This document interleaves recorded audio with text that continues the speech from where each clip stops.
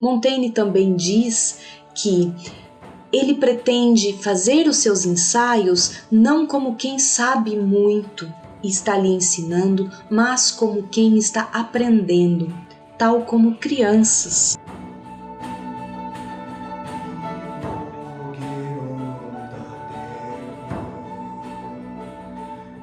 Olá, eu me chamo Daniele Antunes, sou professora de Filosofia na Universidade Estadual do Oeste do Paraná, na UniOeste, aqui no campus de Foz do Iguaçu, e hoje eu vou falar a respeito da recepção dos clássicos da antiguidade na obra de Michel de Montaigne. Michel de Montaigne é um filósofo renascentista do século XVI e publica a sua obra, Os Ensaios, no final do Renascimento, no final do século XVI, nesse período que é conhecido como Renascença Tardia, e Montaigne cria o gênero ensaio. Michel de Montaigne, ele foi um jurista, filósofo, escritor, foi prefeito de Bordeaux, na França, e tem uma história de vida bastante curiosa devido ao tipo de educação que recebeu, educação a qual ele retrata em seus ensaios, especificamente no capítulo 26 do livro 1, intitulado Da Educação das Crianças. Montaigne nos conta que primeiro aprendeu a falar em latim, que a sua língua materna foi latim, devido ao seu excelentíssimo pai, tão elogiado por ele, que contratou um preceptor alemão que falava latim para ensinar o garoto, Michel, a aprender primeiramente o latim. Essa ideia de ensinar o latim foi inspirada no movimento do humanismo, esse movimento pedagógico e cultural que teve uma grande força nesse período do Renascimento, especialmente influenciado por Erasmo de Roterdã. Montaigne não fala diretamente, não menciona Erasmo em sua obra, mas é nítido perceber a influência que a proposta erasmiana, a proposta pedagógica, tem na elaboração da sua obra e na própria formação que Montaigne recebeu, tanto através desse preceptorado que lhe ensina a língua latina como língua materna, como Montaigne nos conta, mas também no colégio de Gien, onde estudou, e posteriormente também nos seus estudos em Direito, o qual realizou em Paris. Montaigne também nos conta que acordava, que seu pai contratou músicos para tocar instrumentos, para que ele pudesse despertar suavemente, docemente ao som de música, para que pudesse ter um desenvolvimento tranquilo, e tudo isso ele nos traz em sua obra e na concepção pedagógica que Montaigne também vai propor em seus ensaios. Montaigne elabora uma filosofia com diversas influências dos clássicos da antiguidade, tanto de filósofos como de escritores e poetas. A sua obra, Os Ensaios, está repleta de citações latinas, de filósofos e poetas. Podemos encontrar mais de 1000 citações em latim, e dentre esses clássicos citados, encontramos Ovídio, Tácito, Heródoto, César, Virgílio, Diógenes Laércio, Horácio, Lucrécio, Cícero, Sêneca, Plutarco, também Platão, também fala de Aristóteles, Sócrates, e entre os poetas podemos também encontrar Catulo, Marcial, Juvenal, enfim, é uma obra repleta de referência aos clássicos, como não podia deixar de ser essa filosofia renascentista que é muito influenciada pelo Renascimento da antiguidade enquanto um modelo de vida, um modelo de escrita, um modelo de vida contemplativa e ativa, como a professora Elaine Sartorelli mostrou também no vídeo sobre a recepção dos clássicos no Renascimento, aqui nos Estudos Clássicos em Dia. É muito curioso observarmos de que modo Montaigne inventa o ensaio enquanto um gênero literário e filosófico a partir dessas influências, dessas raízes antigas. Montaigne ele vai se inspirando nesses modelos dos antigos e vai criando uma nova forma de escrever, de se expressar, de colocar a si mesmo em sua obra, o famoso moi de Montaigne. Montaigne é um dos grandes responsáveis pelo nascimento da subjetividade do indivíduo na escrita filosófica e literária que demarca esse tipo de escrito que dá origem à própria modernidade. Então, Montaigne ele está aí no início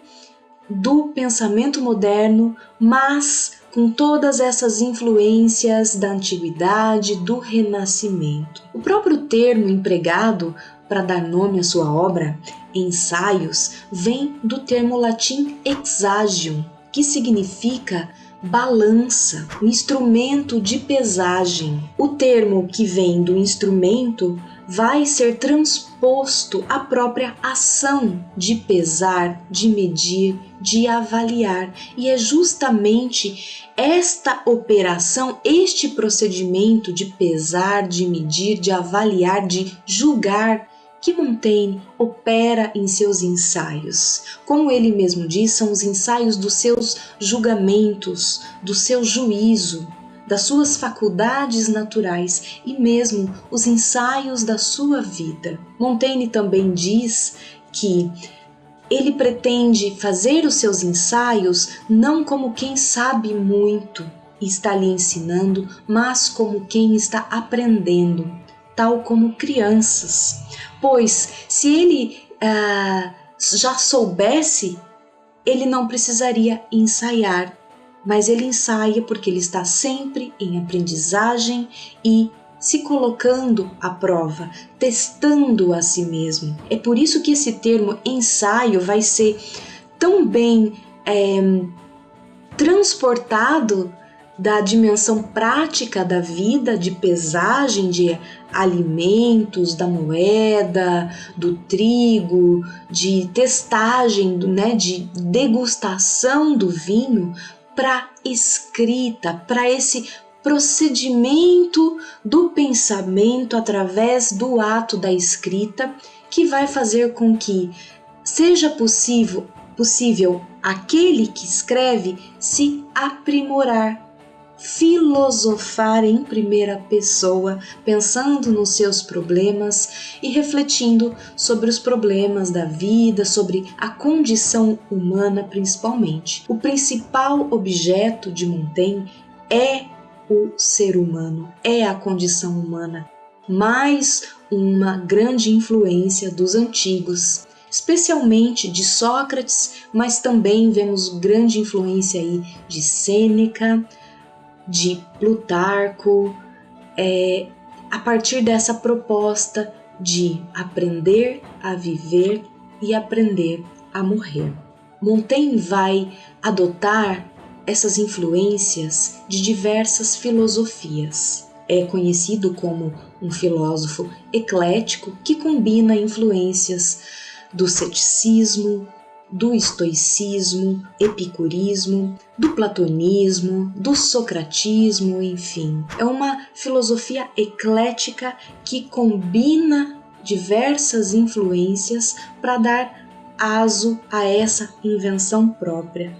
que não surge do nada, mas emerge desse solo riquíssimo que renasce nesse período, século XV, XVI, e que dá abertura para este tipo de pensamento, de escrita, onde autor e obra se consubstanciam e dão forma a essa nova maneira de escrever, de filosofar, enfim, de pensar, de fazer filosofia. E é aí que Montaigne, então, pode ser considerado como o grande inventor do gênero ensaístico, tanto enquanto gênero textual, como também de uma filosofia ensaística, que permite essas tentativas e erros e essas diversas camadas que vão compor o ensaio, obra esta escrita ao longo de 20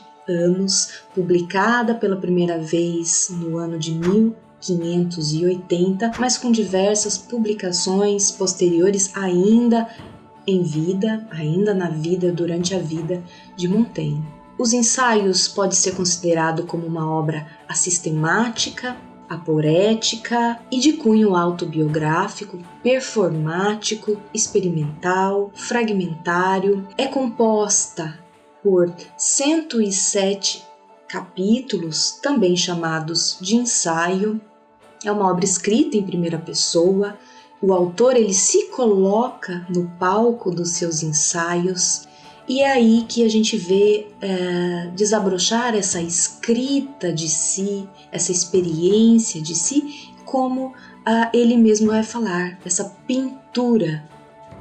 do eu. É a mim mesmo que pinto. Montaigne investiga a condição humana através de si e vice-versa. Como ele mesmo diz, cada ser humano porta em si a forma inteira da condição humana. Portanto, cada ser humano pode ser usado como um exemplar de investigação para que a gente possa entender melhor o que é o ser humano. Vamos falar agora um pouquinho sobre as influências do estoicismo na obra. Uma das ideias principais do estoicismo é a ideia de seguir a natureza. O conceito de natureza é um conceito central, mas também Montaigne vai trazer a meditação sobre a morte, tão cara aos estoicos, essa consciência da finitude da vida e de que nós precisamos constantemente, todos os dias, fazer esse exame de consciência, pensar nas nossas atitudes para viver melhor. Há também uma exaltação da virtude, da excelência moral e a proposta da indiferença às coisas indiferentes, de que nós devemos nos preocupar com aquilo que depende de nós, ou seja, nossos pensamentos, nossas ações, os nossos sentimentos, e não se importar e sofrer tanto com aquilo que está fora do nosso controle. Essas influências do estoicismo a gente pode ver principalmente em alguns capítulos, tais como da tristeza, que o gosto dos bens e dos males depende em boa parte da opinião que temos deles, capítulo 14 do livro 1, que filosofar é aprender a morrer, capítulo 20 do livro 1. E agora vamos falar um pouquinho das influências do epicurismo nos ensaios. A gente pode ver principalmente a partir do elogio, da alegria, do prazer, a importância do corpo na própria fruição da vida, que a gente vai encontrar especialmente no terceiro livro dos ensaios, a valorização da amizade, do amor, a busca por uma vida simples e natural, os prazeres simples da vida, tudo isso são influências do epicurismo que nós encontramos na obra de Montaigne e podemos encontrar aí em alguns capítulos específicos, como o da diversão, capítulo 4 do livro 3, sobre os versos de Virgílio, capítulo 5 do livro 3, capítulo da vaidade, da vanidade, 9 do livro 3, e tem também, podemos falar também das influências do ceticismo, que vai marcar tão profundamente o cerne dos ensaios, dando ao procedimento ensaístico toda essa dimensão da contraposição de ideias, o paradoxo,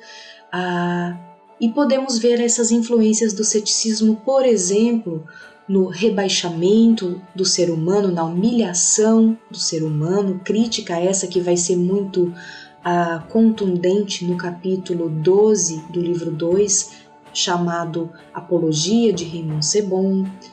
também na comparação dos humanos com os animais, na crítica à razão humana, à filosofia e à ciência, que também encontramos tanto na Apologia, quanto também no último capítulo do livro 3, o último de todos os capítulos, que é o da experiência, capítulo 13 do livro 3, no relativismo cultural e moral, que Montaigne vai operar constantemente, justamente para falar sobre a condição humana, o quanto ela tem de arbitrariedade, de variedade, na diferença entre as pessoas e os povos, especialmente o capítulo dos canibais, né, presente no livro 1, onde Montaigne vai falar sobre os indígenas do Novo Mundo,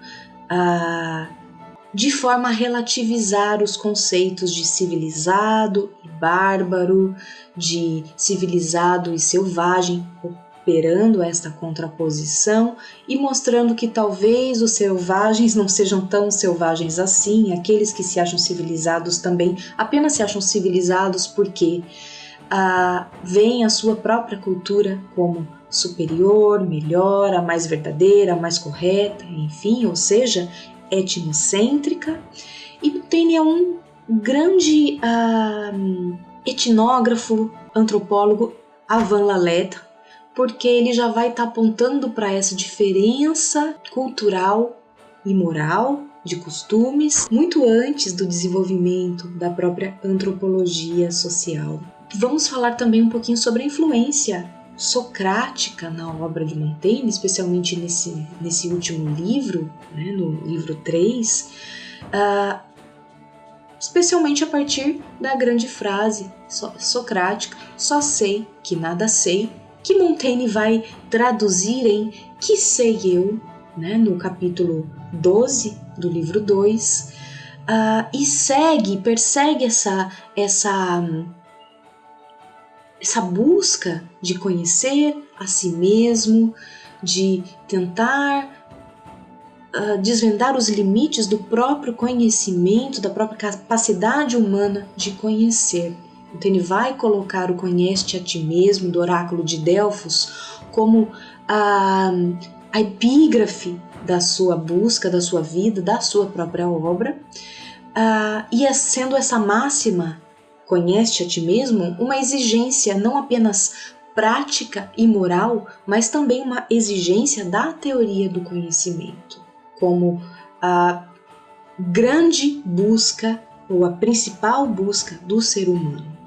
Como Montaigne vai dizer, eu sou a minha física, eu sou a minha metafísica, busco conhecer a mim mesmo mais do que qualquer outro assunto. Essa busca pelo autoconhecimento, pela autoinvestigação e o autocuidado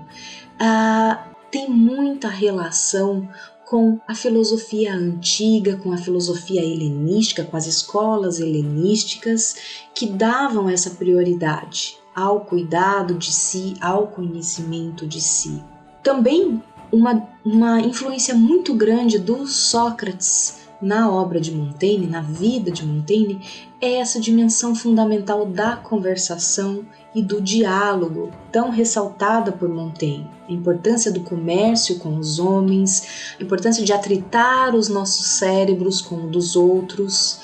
e como Montaigne vai falar, da importância dos ensaios que fazemos uns com os outros, como algo que nos traz